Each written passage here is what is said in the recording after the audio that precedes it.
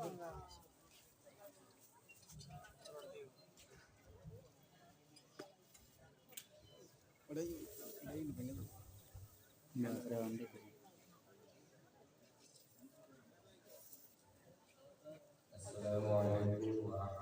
warahmatullahi wabarakatuh.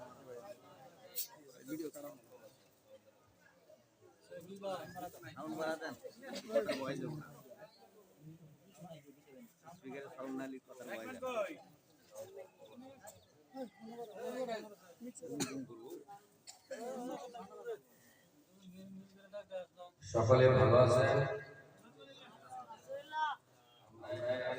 একমাত্র আল্লাহ এবং আল্লাহর নবীকে রাজি করার জন্য দুনিয়ার কোনো স্বার্থ নেই। কথা ঠিক না বেঠিক? আল্লাহকে রাজি করার জন্য কে কে আসছে? আল্লাহকে একবার হাত তুলে দেখাইতে। শুধু মুখ দিয়ে বললেন না, মুখের সাথে বুকের মিল আছে? মুখের সাথে বুকের মিল আছে না? না খালি মুখ দিয়ে বললাম? মুখের সাথে বুকের মিল আছে, তাহলে যেভাবে বসবো, যেভাবে বসলে আল্লাহ রাজি হন। এই যে মাঝখানে ফাঁকা জায়গা আছে, আল্লাহ রাস্তা পুরো করে নেন, আল্লাহ রাজি হন। আর যদি ফাঁকা জায়গায় থাকে, শয়তান রাজি হন। সকলে এগিয়ে আসেন, ফাঁকা জায়গা পুরো করে নেন, মিলে মিলে বসেন, আল্লাহ পাক মিলের ভিতরে মহব্বত পয়দা করবে। সকলে এগিয়ে আসেন, আসেন, এগিয়ে আসেন, এগিয়ে ফাঁকা জায়গা আছে।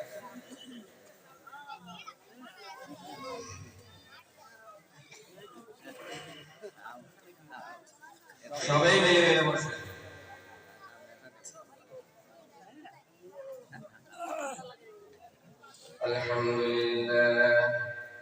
আলহামদুলিল্লাহ নাহমাদুহু ওয়া নাস্তাঈনুহু ওয়া নাস্তাগফিরুহু ওয়া নু'মিনু বিহি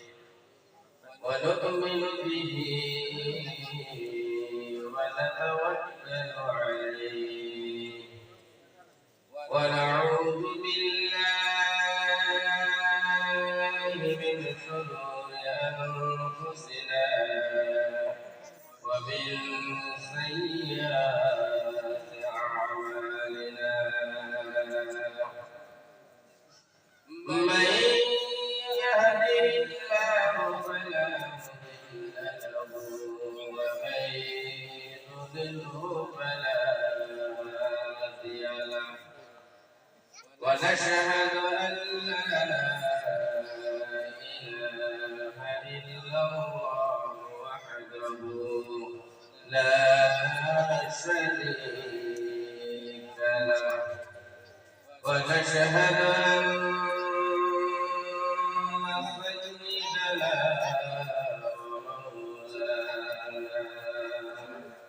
محمدا عبده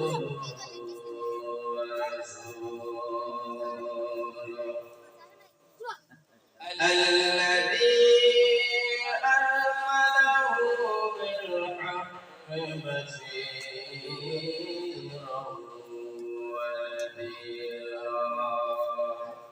وداعيا إلى الله بإذنه وسراجا منيرا. فقد قال الله تبارك وتعالى في كلامه المجيد وقرآنه الحميد. أعوذ بالله من الشيطان الرجيم. بسم الله الرحمن الرحيم. ومن الناس من يعبد الله على حرف فإن أصابه خير اطمأن به وإن أصابته فتنة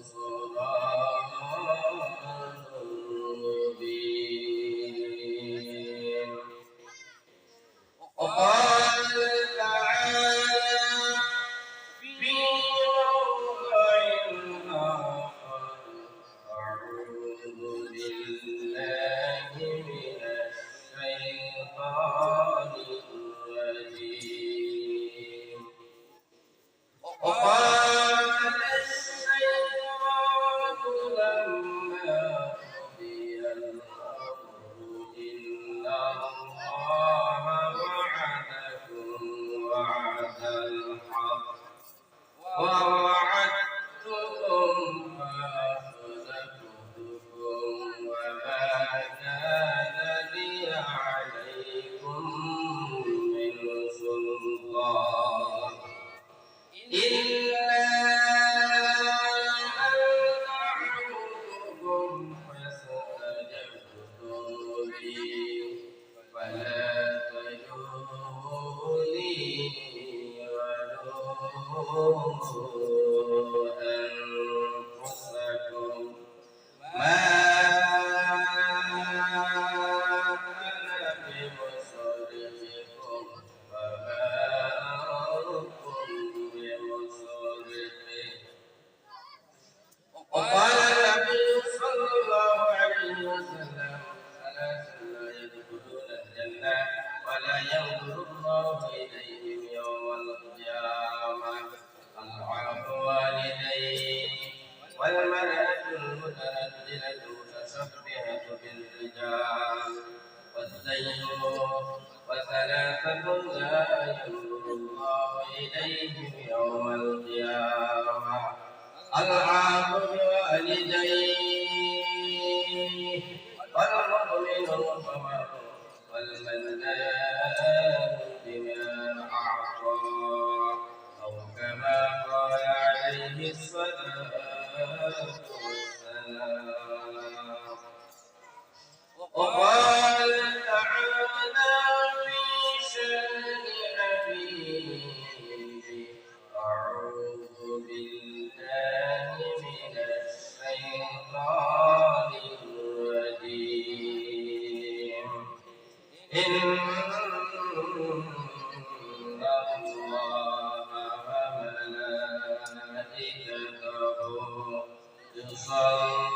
يصلون على النبي يا أيها الذين آمنوا صلوا عليه وسلموا تسليما اللهم صل على مولانا محمد وعلى آل سيدنا مولانا محمد دور شريف محبت الشهد شكر اللهم صل على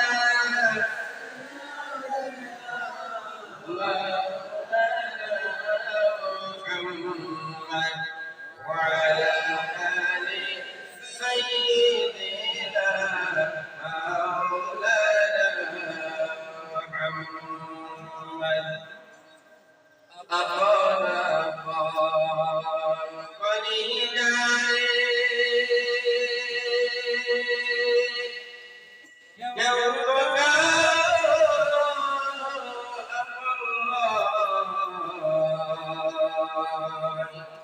যিনি মোদের আশালাপ তিনি সোনার মদিনায় আল্লাহুম্মা সাল্লি আলা মাওলানা মুহাম্মদ ওয়া আলা আলি সাইয়্যিদিনা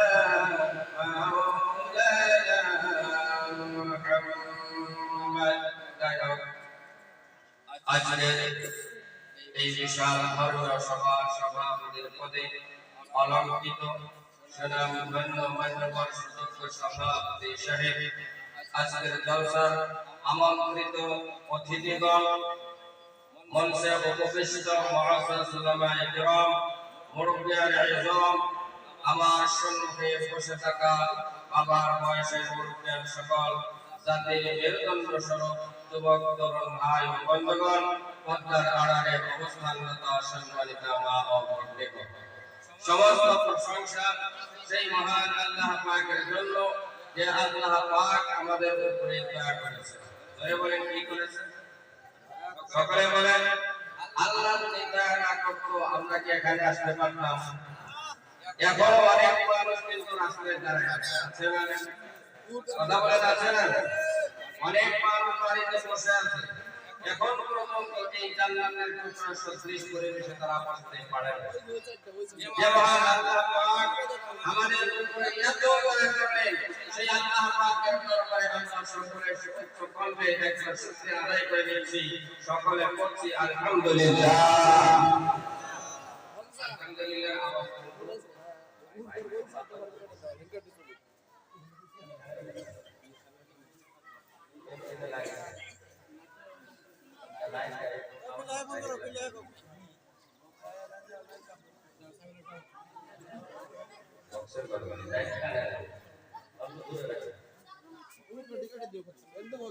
ভাই আমার প্রশ্ন বুজুর্গ, আল্লাহ পাক এত বড় দয়া করছেন, তারপরে যে আমরা আলহামদুলিল্লাহ বললাম, আলহামদুলিল্লাহ আওয়াজ যেমন দরকার ছিল তেমন কি হয়েছে? কথা বলেন তেমন হয়েছে? হয় না। আওয়াজ একটু ঘুরে দেন, একদম যদি কানে লাগে স্কেল মিলাইতে পারবো না, অল্প একটু ঘুরে দেন।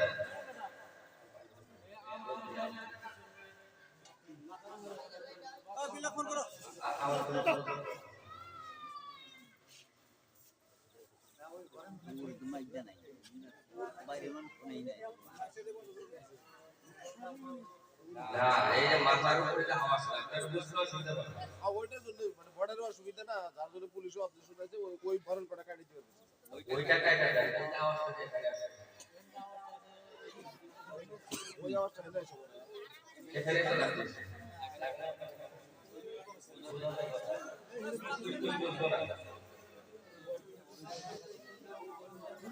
আচ্ছা যাই হোক, ওনারা কাজ করতে থাকবে, আমরা কথা শুনতে থাকবো, বলতে থাকবো ইনশাআল্লাহ। মানুষের অভ্যাস হলো মানুষ কোনো কথা বলার আগে চিন্তা করে আমি তো কথা বলবো, তবে আমার এই কথাটা লাভ আছে না, কথা ঠিক যাবে, ঠিক কথা বলে ঠিক যাবে, ঠিক কথা বলতে হবে তো। আলহামদুলিল্লাহ কত ফজিলত, কত নামাজ, এই কথা যদি আমাদের জানতো তাহলে আলহামদুলিল্লাহ আওয়াজ এমন হতো না। আলহামদুলিল্লাহ আওয়াজ আমাদের মানসুরের অন্তঃস্থল থেকে বেরিয়ে আসতো। নবী বলেন আলহামদুলিল্লাহ তামলাল মিজান,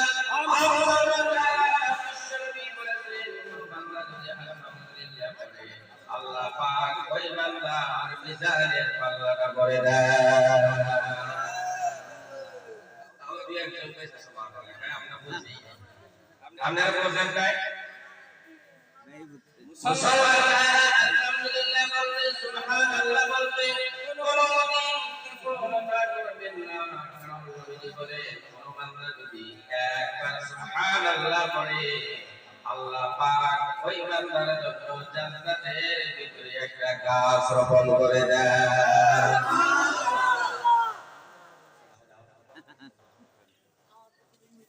এই জন্য মুসলমান আলহামদুলিল্লাহ সুবহানাল্লাহ বলতে কোনদিন কৃপণতা করবেন না। জীবনে অনেক কষ্ট করলাম, অনেক কষ্ট করলাম, কিন্তু শোনার পর আমার জীবনে পরিবর্তন আসছে কি আসে নাই, এটা হলো আমার লক্ষণীয় বিষয়। কারণ শুধুমাত্র শুনলেই হবে না, আমলের নিয়তে শুনলে আল্লাহ পাক রাজি খুশি হয়ে যায়। আমলের নিয়তে কে শুনবো, হাত ধরে দেখাইতে।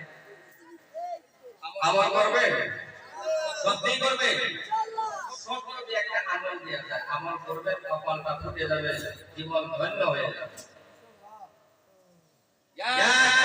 আমল দিলাম মুসলমান ভাইরা, আমার ভাইরা বলে রাতে যখন বিছানায় ঘুমাবে, শুয়ে ঘুমাবে, এমন তার ফজিলত কত বেশি।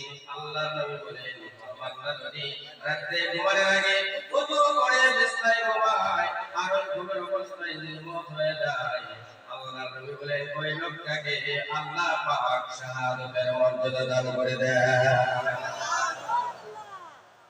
মুসলমান আমার শুধুমাত্র ওযু করে ঘুমাবেন তাই নয়, রাতে যখন ঘুমাবেন সূরাতুল ফালাক, সূরাতুল নাস তেলাওয়াত করে দুই হাতে দম করে ঘুমাবেন। ঠিক করে রাখুন, ওনার সুদানা করে ভাই মাথার ভাই ভাই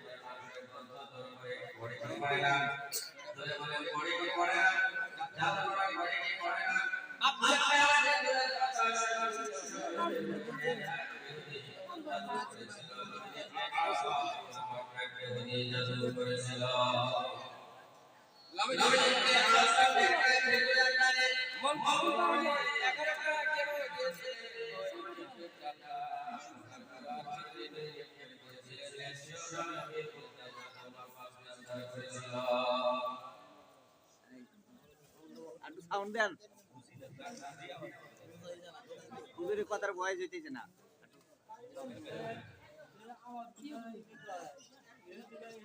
এ সবুজ